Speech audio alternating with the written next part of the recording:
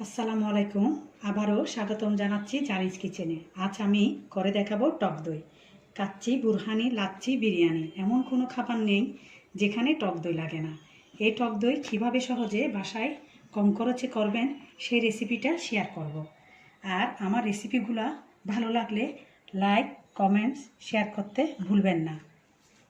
তাহলে শুরু করা যাক। আমি টক দইয়ের জন্য এখানে আধা লিটার তরল দুধ নিলাম আর 3 টেবিল চামচ টক দই নিলাম। এই টক দইটা আমি এভাবে রেখে দিব 10 মিনিট, যাতে এক্সট্রা পানিগুলো পড়ে যায়।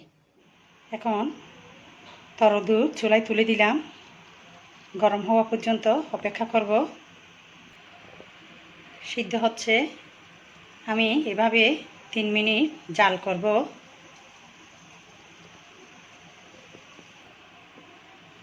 এখন আমার 3 মিনিট শেষ হয়ে আসছে। এখন চুলা অফ করে দিব। আমি ঠান্ডা হওয়া পর্যন্ত অপেক্ষা করব। এখন তরল দুধটা ঠান্ডা হয়ে গেছে, আপনি হাত দিয়ে একটু চেক করে দেখবেন। এরপর যখন কুসুম গরম থাকবে ওই অবস্থায় আপনি কাজ শুরু করে দিবেন। আমি এখন দইটুকু পানি ফেলে আমি এই বক্সের মধ্যে নিয়ে নিলাম। এটা বাইরে থেকে কেনা 500 গ্রামের, যেহেতু আমি আধা লিটার বসাবো এটার মধ্যে বসালে হয়ে যাবে। এখন হ্যান্ড হুইল দিয়ে ভালো করে ফেটে নিলাম। এরপর আমি দুধটা আস্তে আস্তে করে ঢেলে দিব দইয়ের বক্সের মধ্যে। ছেঁকে দিতে হবে, যদি ছেঁকে না দেন তাহলে এই দই বসবে না। এই টিপসগুলো ফলো করতে হবে। আপনি যদি কোনো প্রকার ছানা যায় তাইলে এই দই নষ্ট হয়ে যাবে। এখন ভালো করে মিক্স করে নিব যাতে দইয়ের কোনো লাম্পস না থাকে।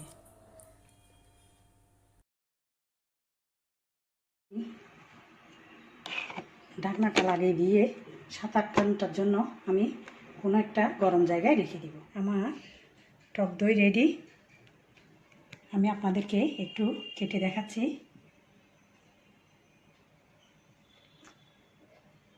একেবারে পারফেক্ট। আপনারা অবশ্যই বাসায় ট্রাই করবেন। আর কেমন হয়েছে আমাকে কমেন্ট বক্সে কমেন্ট করে জানাবেন। আমার এই রেসিপিগুলো ভালো লাগলে ফ্রেন্ডস এবং ফ্যামিলির সাথে শেয়ার করবেন আর আমার চ্যানেলটি সাবস্ক্রাইব করবেন। আজ এই পর্যন্ত। আল্লাহ হাফেজ।